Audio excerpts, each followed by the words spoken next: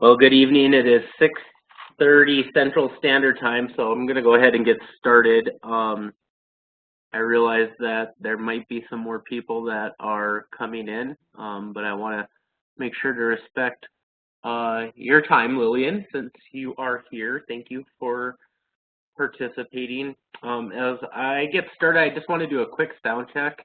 Can you hear me okay, Lillian?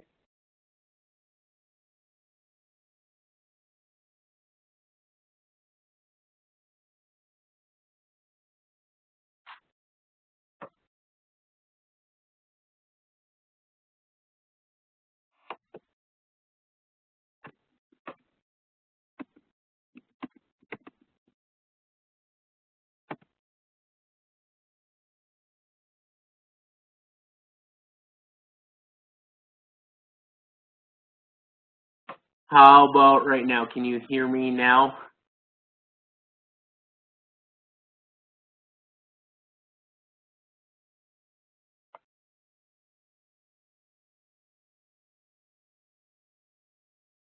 Can you see the PowerPoint?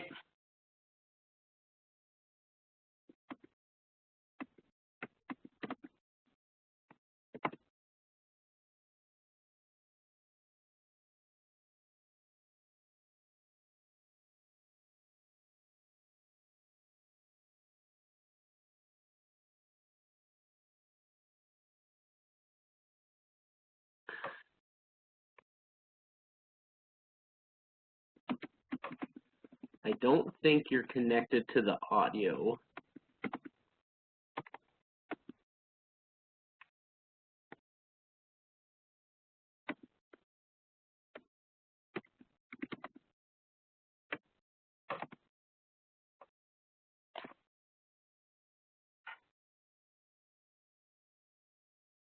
Please bear with me as we are trying to, Kimberly, it looks like Kimberly's on. Kimberly, can you hear me? Okay.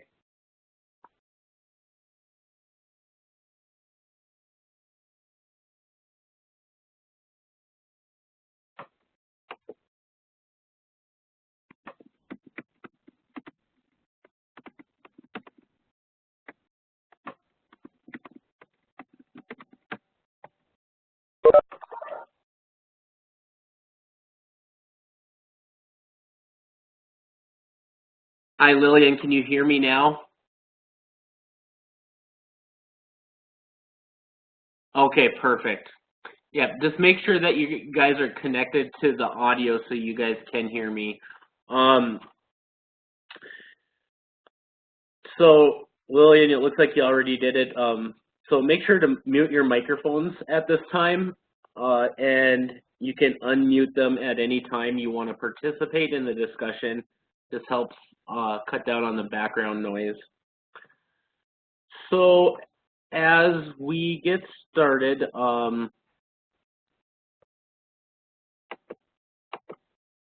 agenda looks like this for tonight.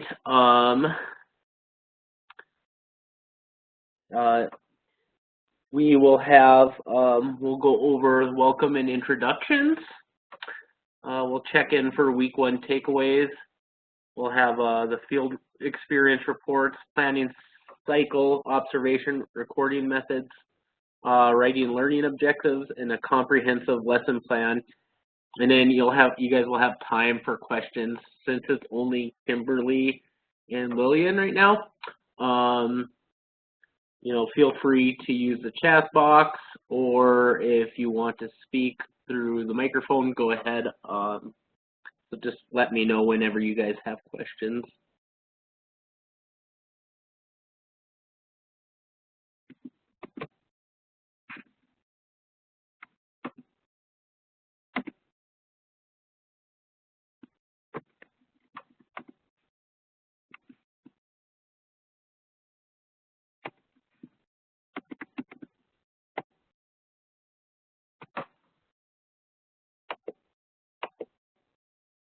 All right, so as most of you guys know, my name is Mike, and I currently reside in Denver, Colorado.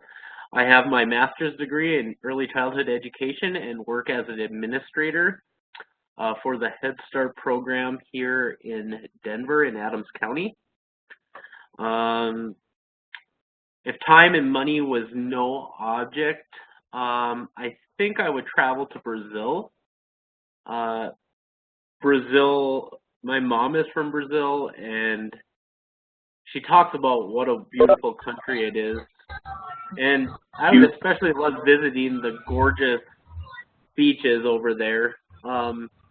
So having said that, I would like to invite you guys to share your name, where you are from, the type of program you are in, and what your favorite place is to travel if money was no object.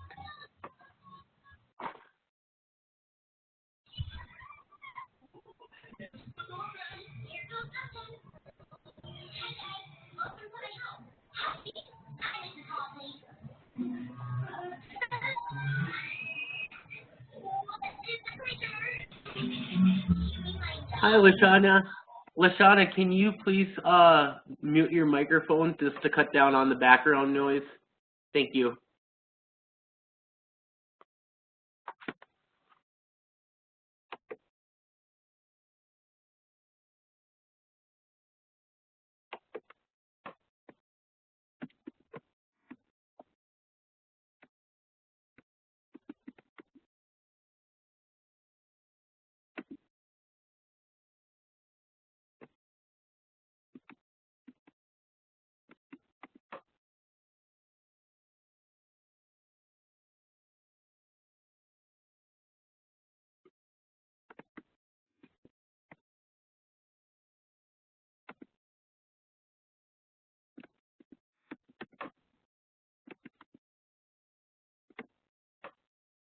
So you guys could type in the chat box, or you guys could share.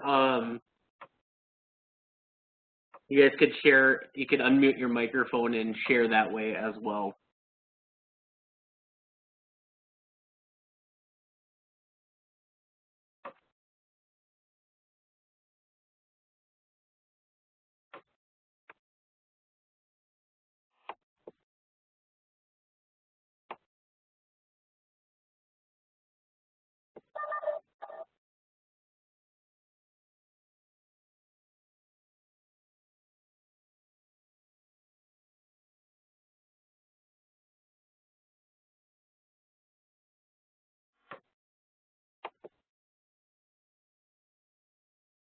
Hi, Lashana, can you hear me?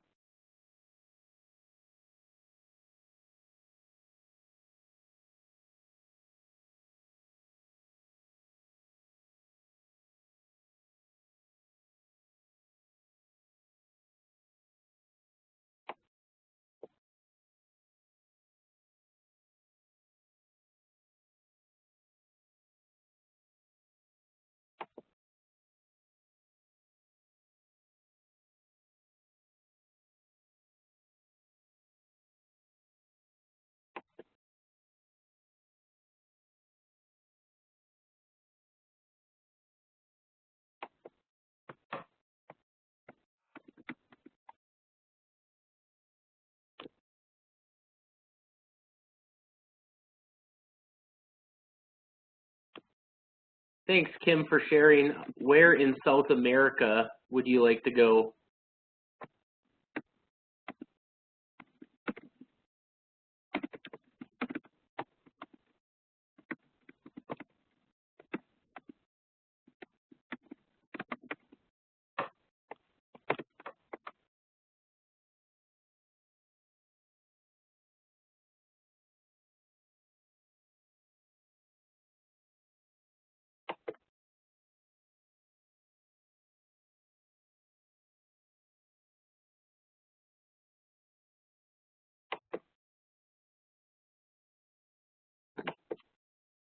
Nice.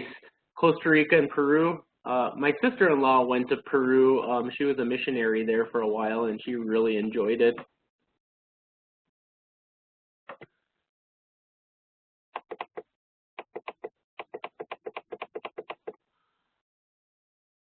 Well, welcome, Lily.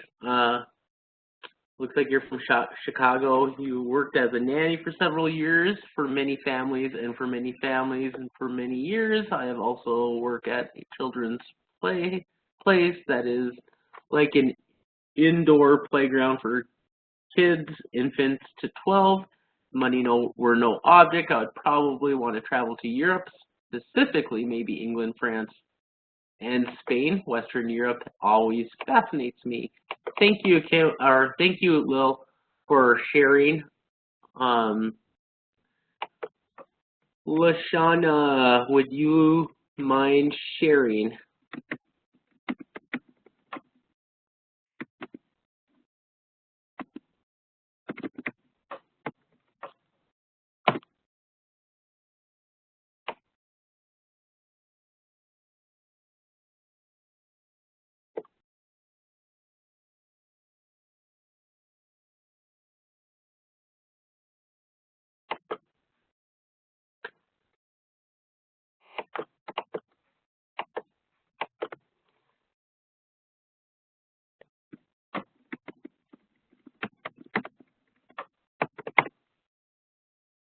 Can you guys see the PowerPoint? On my end, I cannot.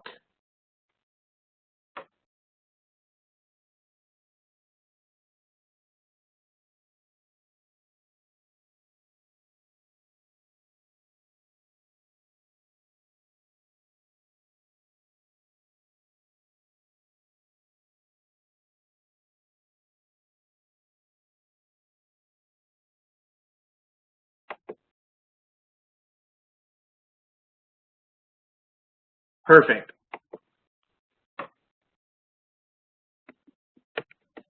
All right, I'm going to go ahead and keep going. So, a couple of the live classroom expectations I just want to go over very briefly. So this course will have 2 live classroom sessions that I will lead this to expand on the current module topics. These sessions are offered in this module and in the 5th module. The next live session will be Wednesday, August 1st at 6:30 p.m. Central Standard Time. The purpose of the live session is to engage with your peers and myself in conversation about the course and concepts to further your learning. Interactive classroom sessions encourage open dialogue and questions are encouraged. If you cannot attend the live session for any reason, the video will be posted the next day. Then you will have to complete the live session quiz to answer the questions that I asked the class during the presentation in order to receive full credit. Usually I will have the questions on the slide when I'm presenting, so that's usually how I usually do it. I know some other instructors usually have passwords or different things, unique things that they do, but I usually just have questions that you would have to answer. Do you guys have any questions about the live classroom expectations?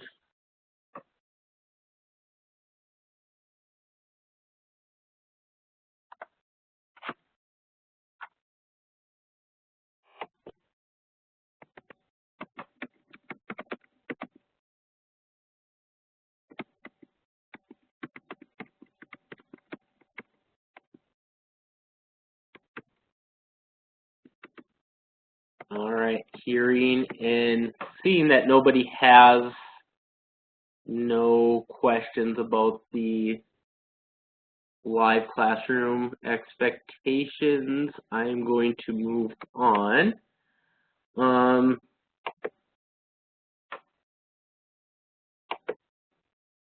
So just some important reminders.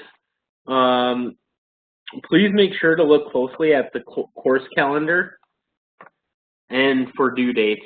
I don't want to deduct points for late assignments, but the college policy is a 10% deduction for each day that an assignment is late. This applies to discussion posts as well. Assignments are due by 11:59 p.m. Central Standard Time every Sunday. Initial discussion posts are due 11:59 p.m. every Tuesday. Discussion responses to peers are due 11:59 p.m. every Saturday. For full credit in discussions, please respond to at least one peer as well as any questions I ask of you. If you are encouraged to respond to more than one peer and the questions other peers may ask you as well to expand your learning. Make sure to refer to the calendar for Module 6 assignments and discussion as they are different. Everything in Module 6 is going to be due by the last day of class, which is Tuesday, August 7th. Do you guys have any questions about this?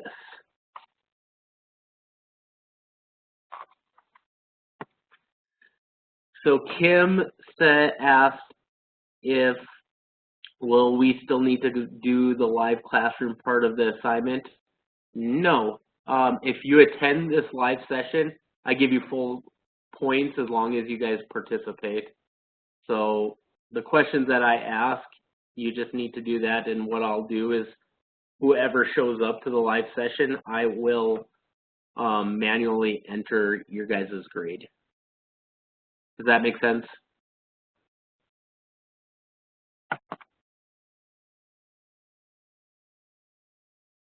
So yeah, you don't have to do anything for attending. You just need to show up and respond to what I have to say. And yeah, that's all you have to do in order to get points for this.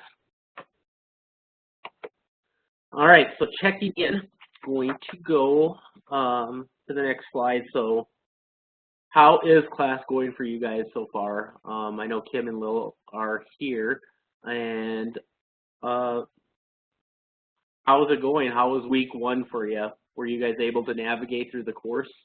Seems like you guys know exactly what you guys are doing. Have you guys had a chance to begin your field experience? And are there any barriers preventing you from completing this?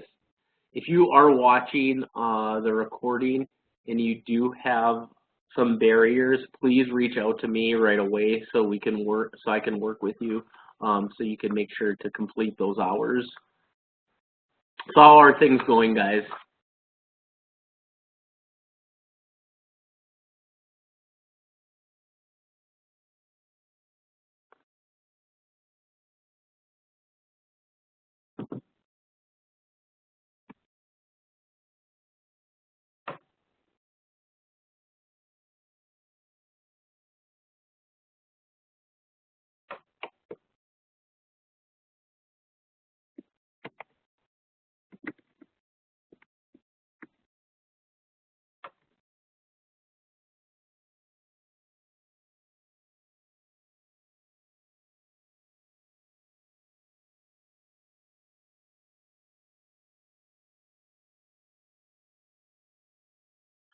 Yeah, Kim, the reading is tough, and the homework and trying to find the time to do that for week 1. So, you know, I encourage you to do the best you can, as much as you can.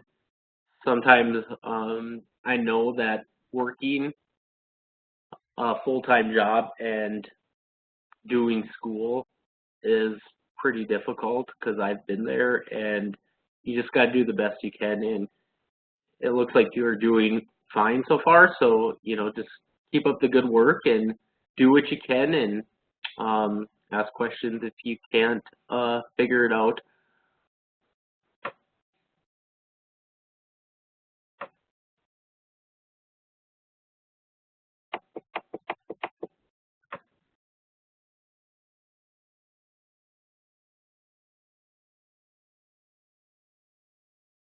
So Lil said, class is going well. We've taken courses before I had my field experience already this week and had a scheduled time to do my 1-hour observation for my student who I want to have a lesson with for the course project. It is a lot of reading. You have to block out Monday and Wednesday for off work and just school time to get my schoolwork done. Yeah, I mean, same thing. Well, just just get as much as you can done. You're doing well too, and just make sure to, if you have time to block out for that reading, make sure to get it done. If you can't get it done, do what you can, so you understand what's going on. But you're also doing well in the course too as well. So thank you for sharing, ladies. So I'm gonna move on.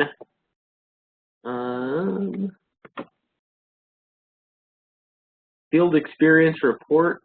So this is kind of these are the key area of practice for each module. So each module's field experience report will prompt you to focus on key areas of practices. Be sure to examine it early in the module to ensure that you know what to focus on for your upcoming field experiences.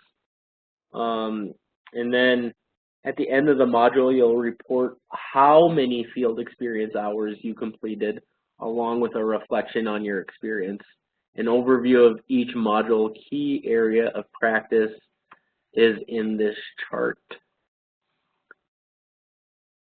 Do you guys have any questions about this?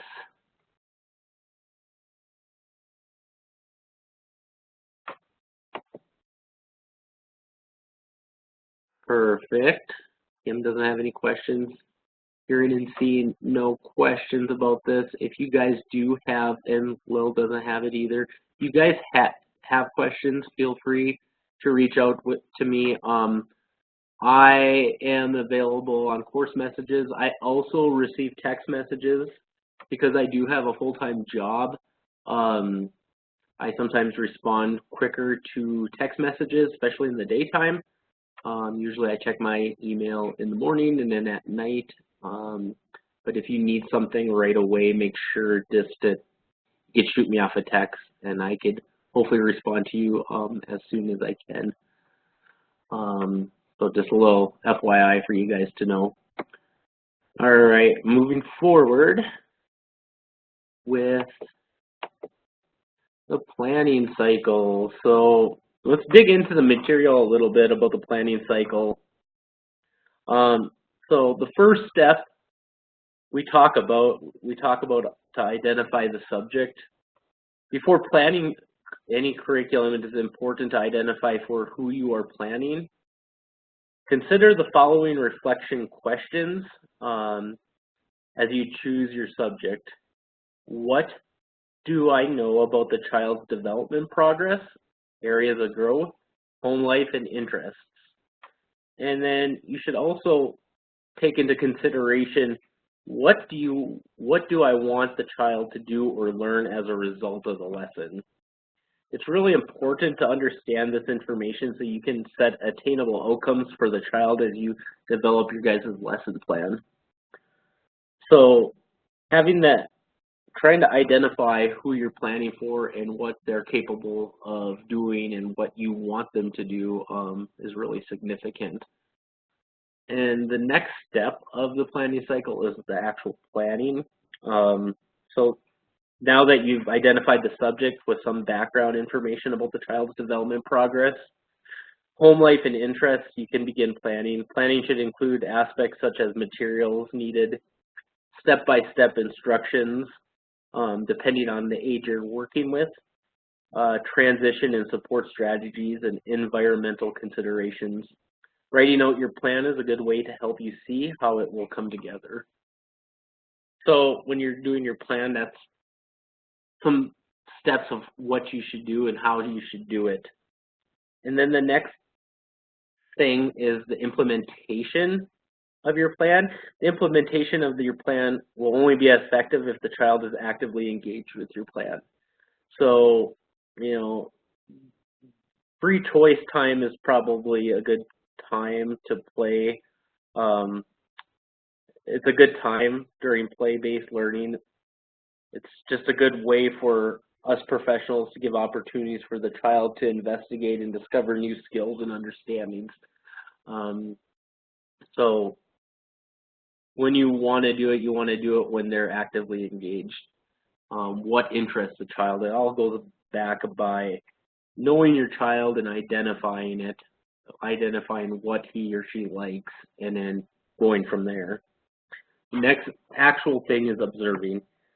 Observing, being really cognizant while each activity unfolds is really imperative of the rest of the cycle.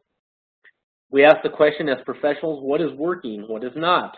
What learning is taking place, and how do I know? During your observation time, you should be taking a lot of notes of your observations. There are different ways for taking observations depending on what you're looking for in the behavior of the child. And then we will discuss some different ways of taking observations in the next slide. The next thing is differentiating, adjusting. So each lesson can always expand growth. As educators, we need to reflect on how we can continue to meet the individual learning and development needs of the child. How can we adapt a lesson to ensure you can accommodate diverse learners? And then finally, what are the next steps we can bridge the lesson authentically into the child's home and community? As we know, the learning process doesn't end at school, and it's our job to inform the parents and guardians of these children what we are doing so we can share that information with the parents at home. This helps the child master the outcome when there is dual support, and it helps build the child's strengths so they can scaffold their learning.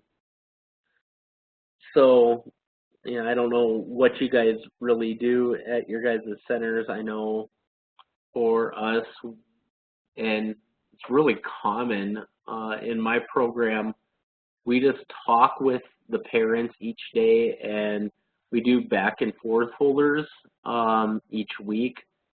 It kind of gets them ready for kindergarten, and it's a way of communicating to the parents as well.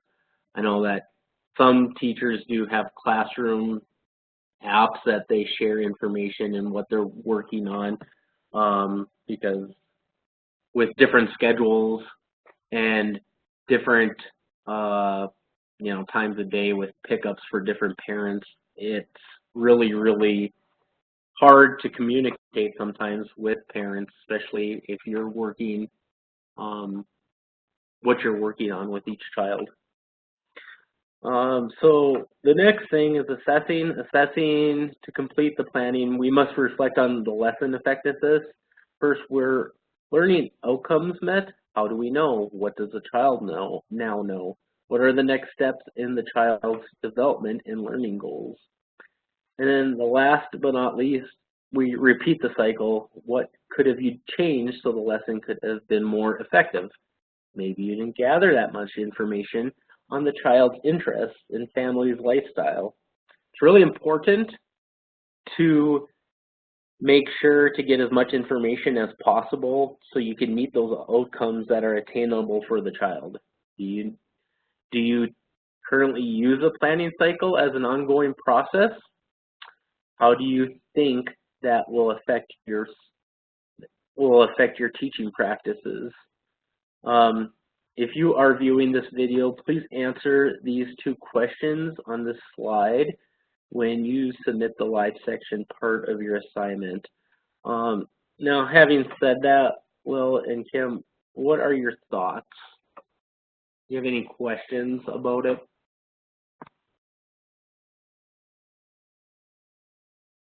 I know it kind of seemed like a lot of information, but you probably already do it to some extent in your classrooms.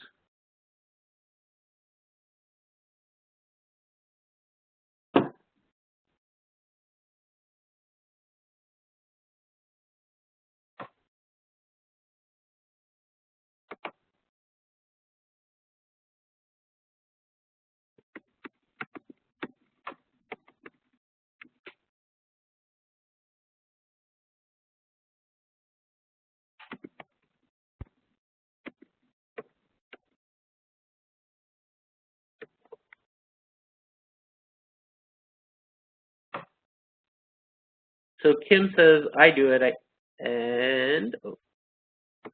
I do it, and I don't even realize it. It's kind of built into the curriculum that we do.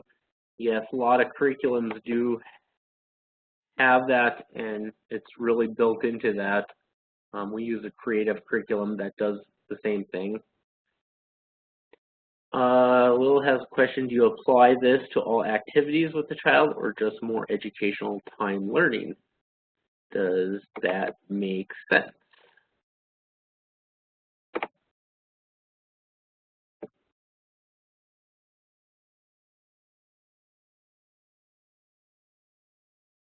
It depends. Well, usually, that's a good question.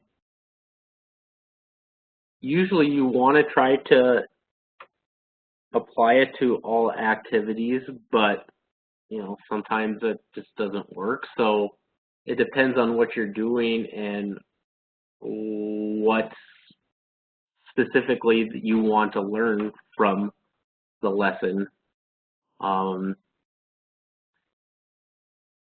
Hopefully I'm understanding you correctly. I mean, like, can you give me an example, I guess?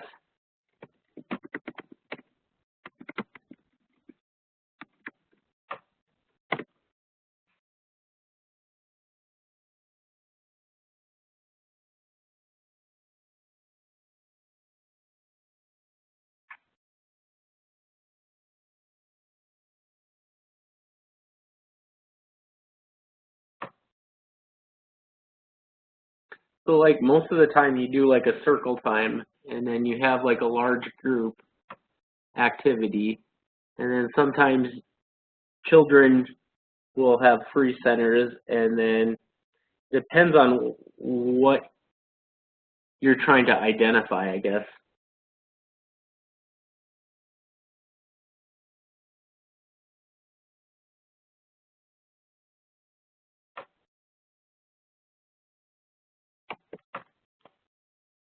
So yes, when you're pretty much looking for more gross motor stuff when you're on the playground, and the social aspect, do they play with kids? Can they balance? Can they, depending on the age, um, you know, can they hop on one foot? So it depends on, you know, you can, it depends. You should be taking notes all the time, but I know a lot of times teachers think it's a break during playground time, so they don't really take notes, but you know, they try to monitor the children. But I think it's a good way to really try to further their skills by making sure that they get as much as they can, and you know, giving them the opportunities to give them the chance to balance or whatever you're trying to accomplish. Does that make sense? Sort of? Perfect. Do you guys have any more questions with the planning cycle?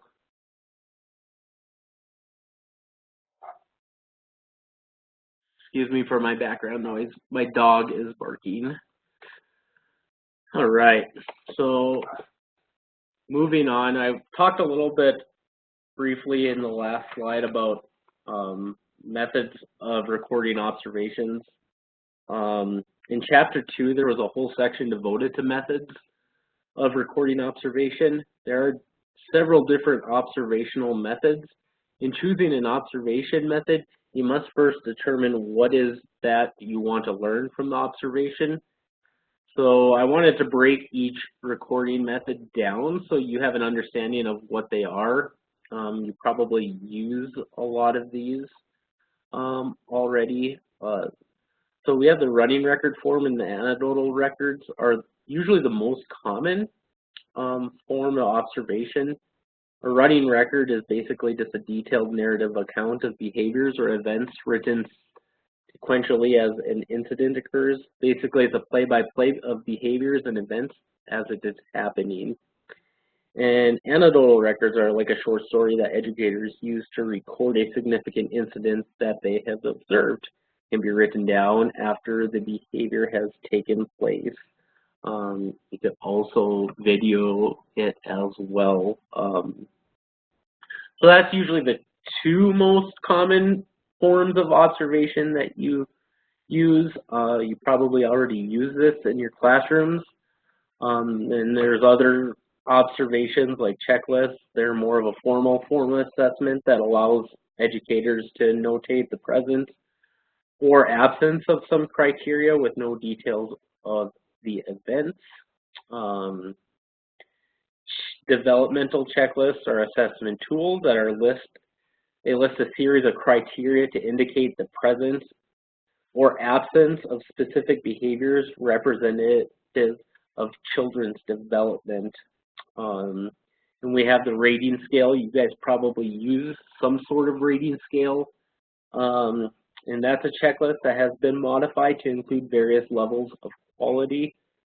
In Colorado, our early childhood program uses Colorado Shines as a rating scale. Basically, it's a rating scale that demonstrates quality of learning, early learning program, or a center. The higher the rating, the more money companies usually can charge to enroll their child into that particular program. So it's basically just met on quality,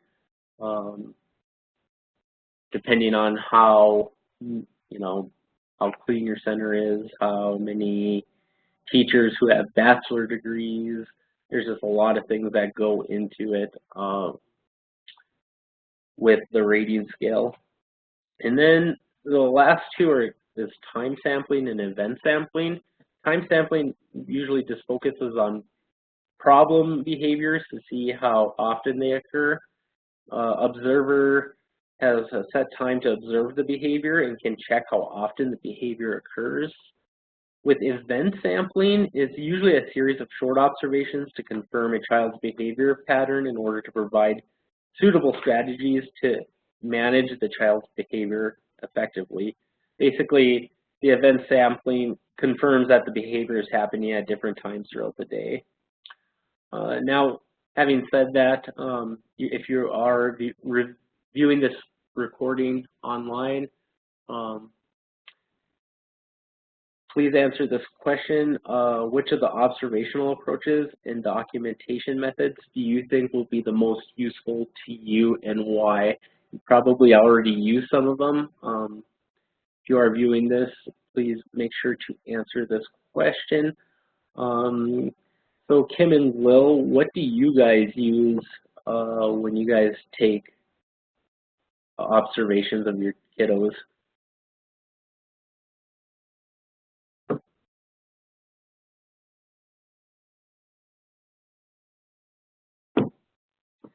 I know at my site, I use a lot of time sampling and event sampling because we deal with a lot of different behavioral problems. So we just making sure that if the child needs to be referred for special services, that's kind of what we monitor to see if the behavior is happening throughout the day or just a specific time of day. Sometimes I do go in and do that myself. So Lil says that she does anecdotal records. Why do you think that is the most useful to you?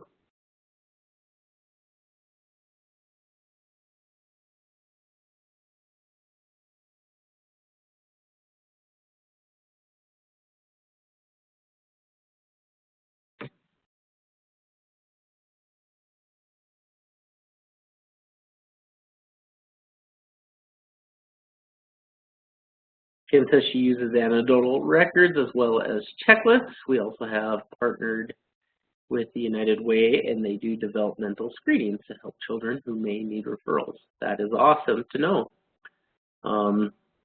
We partner with the school districts for Head Start in our community, because a lot of these kiddos do go to public schools, and we try to make sure that the kindergarten teachers know what they're walking into with the behaviors of some of the children prior of going in to kindergarten. Thank you for sharing, Kim. Lil says, I work mostly in the family home, so when things happen, I record it on my phone and write it down, the story or what happened, if an incident or injury or something occurs. Perfect. Yeah. Thank you for sharing. My wife has we have a in-home childcare, well, I wouldn't call it a center, but in childcare business. And when we have things that happen, we usually have a picture and have a piece of paper saying what happened and how it happened. And we have since she only takes care of a couple kids, it's really easy to talk with the parents and actually get to know them, so they understand, having that relationship with the child and the family is really, really important. And making sure when an injury or incident does happen that we do document it and send it to them. Perfect. So, you guys have any questions about this?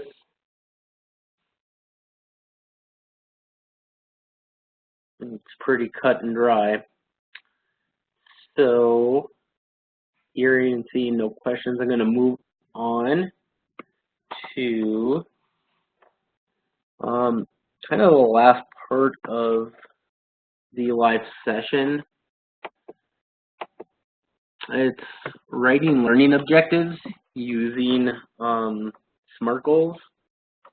So in one of this week's assignments, you're to come up with a comprehensive lesson plan where all the learning objectives must be stated as SMART goals/objectives. So what are SMART goals?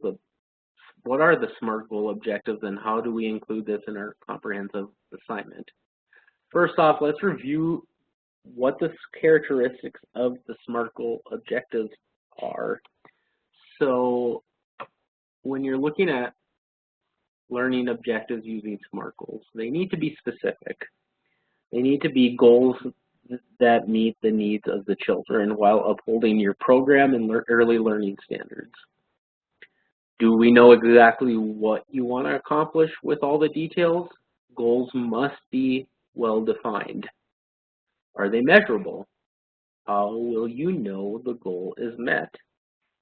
Will you use a formal assessment with the children? What will that look like? Is it attainable? Consider developmentally appropriate practices, the individual child in typical development. Is your goal a challenge but still possible to achieve? Consider developmentally appropriate, is it realistic? Consider DAP again, the individual child in the typical development. Look at benchmarks or your state's early learning standards. For Head Start, it's the Head Start Early Learning Outcome Framework for children in different ages. Is your goal realistic and within the children's reach? And the last thing you want to know, is it timely? When will it be reached? Will it be reached in a day, a week, month, semester?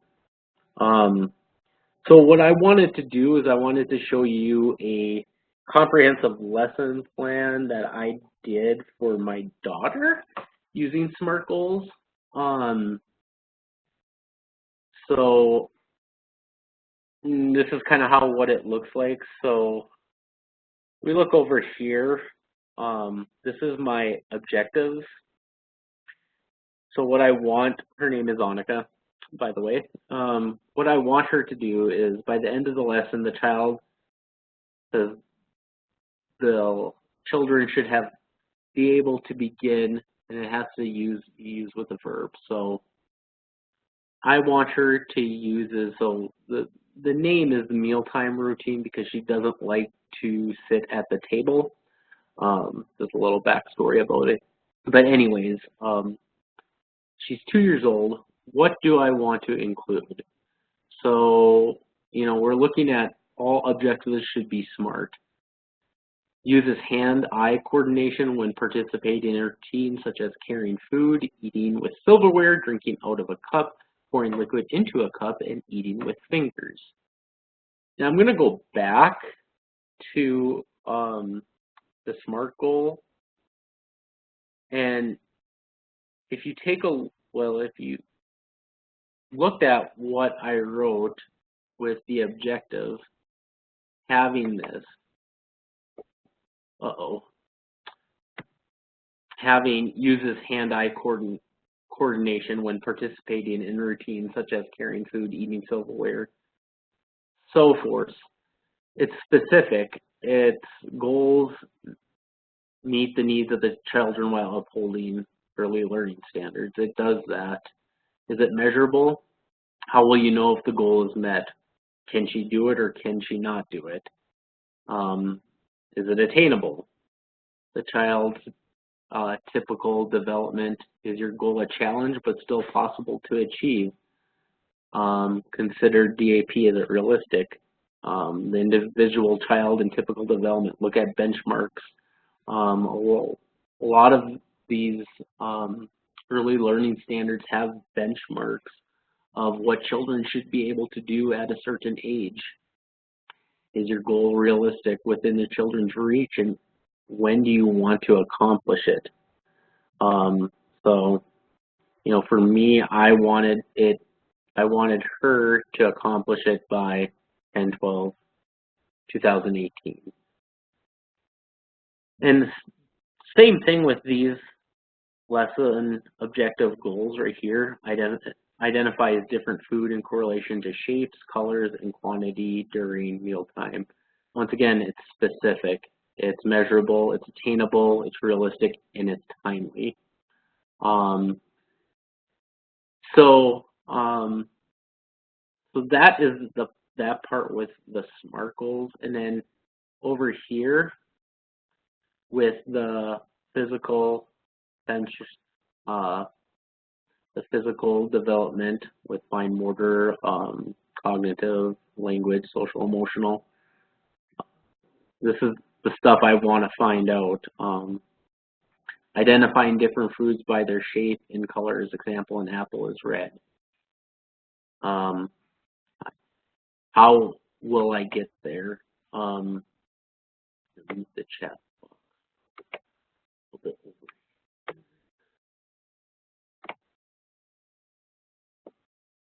So, how will the activity help promote learning and growth in the domain? So, basically providing opportunities to have Annika use a fork, spoon, eat with fingers, which is the fine motor development, smelling and touching different foods, pouring water into a cup, drinking from a cup, carrying food, and passing food will help strengthen her motor skills and hand-eye coordination, which is kind of goes hand in hand with the lesson objective. Identifying different foods by their shape and colors. Example, an apple is a red circle.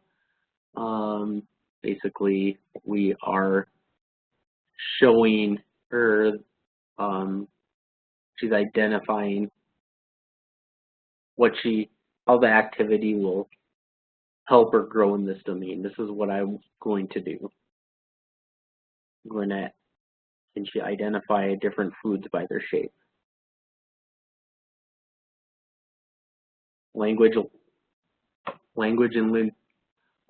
so the implementation of visuals on a daily schedule board of the child eating at the table and reading specific books and regarding mealtime and asking questions to scaffold her learning. Basically, is she asking seeks information in meaning of words by asking questions in words such as signs. What's that? Who's that? Why does that happen? So is she talking during that time?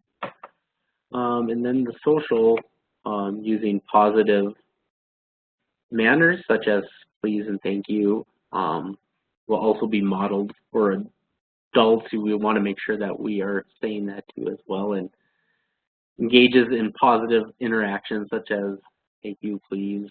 Is she saying that or not? It's pretty specific. And then demonstrates awareness of own thoughts, feelings, preference. After trying new foods, Anka will have awareness and feelings about the new foods she tried. She will show emotion by trying new foods. Does she like it? Does she not like it? What was her reaction from it? So this is a lesson plan that you guys could follow back on, just so you guys kind of know what I'm looking for when you guys are completing your comprehensive lesson plan. So with that being said, do you guys have any questions?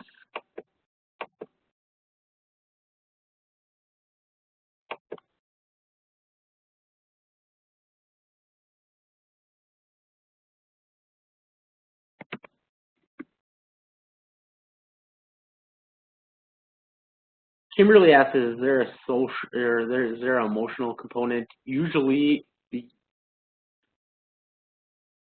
in where I work, it's usually connected with social and emotional, because the way the class is signed or how the class is, they want a social piece and emotional piece. Usually it's connected. You probably see that at probably where you work. But yeah, it's a different component here, which I think it should be probably social and emotional should be tied in together. Does that answer your question, Kim?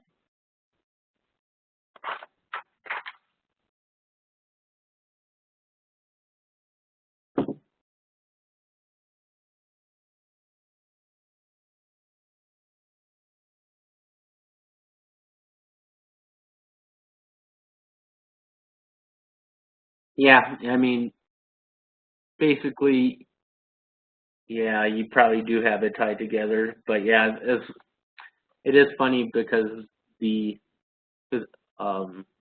Rasmussen sees it as social and emotional as two different things. But yeah, a lot of programs see it as one. Even a lot of learning standards see it as one too as well. Hopefully that's something that we could change as a class to make sure that the social emotional is tied together, especially in these classes.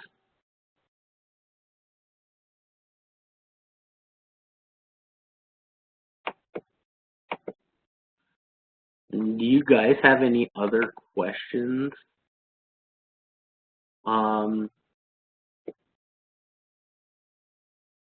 about the live session?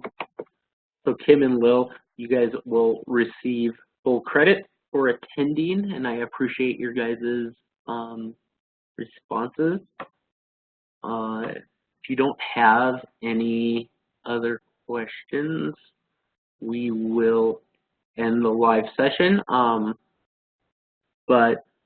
Yeah, just let me know if you have questions, and I can hopefully answer them for you. If not, I will get back to you as soon as possible.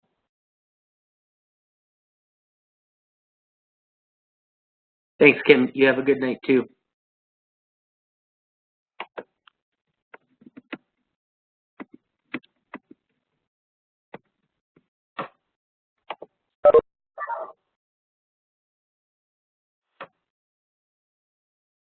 Lil, do you have any questions?